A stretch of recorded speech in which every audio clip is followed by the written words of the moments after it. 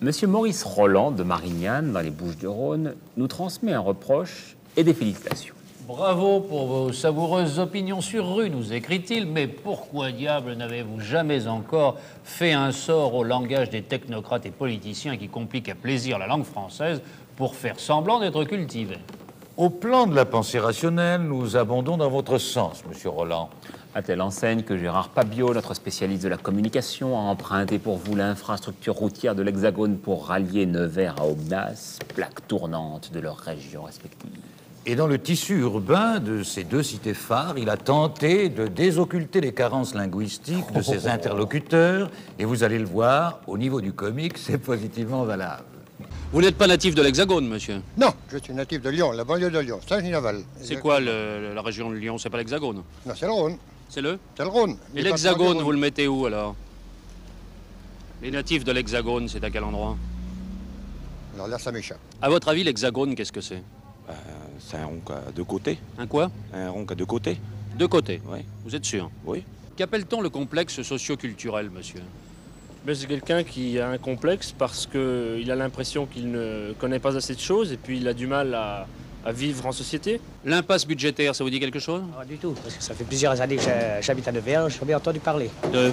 Ça fait plusieurs années que j'habite à Nevers, je n'ai jamais entendu parler de cette impasse, de cette impasse budgétaire. L'impasse budgétaire. À votre avis? À moins que ça soit dans les nouveaux logements qui sont faits au Courlis. Voyez-vous ce qu'est le recyclage?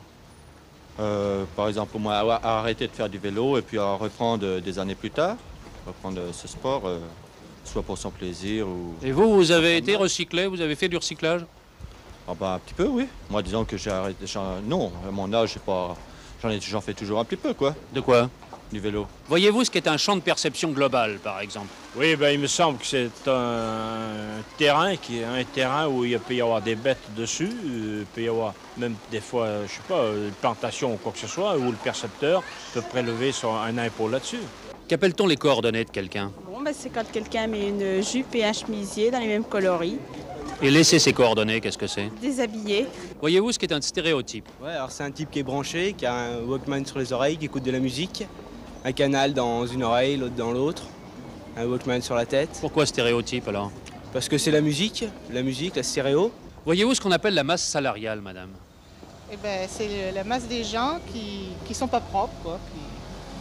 C'est-à-dire?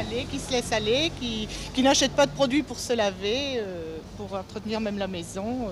Alors, comme exemple de masse salariale, qu'est-ce que vous auriez? Eh bien, de plus en plus de poux dans les écoles, de gens qui se laissent aller, qui sont pas rasés, qui sont sales. Vous dites ça pour moi, non? Non, pas du tout. Non, mais moi, quand j'entends pas rasés, j'entends qu'ils sont vraiment... Je veux pas partie de la masse salariale. Non, pas du tout.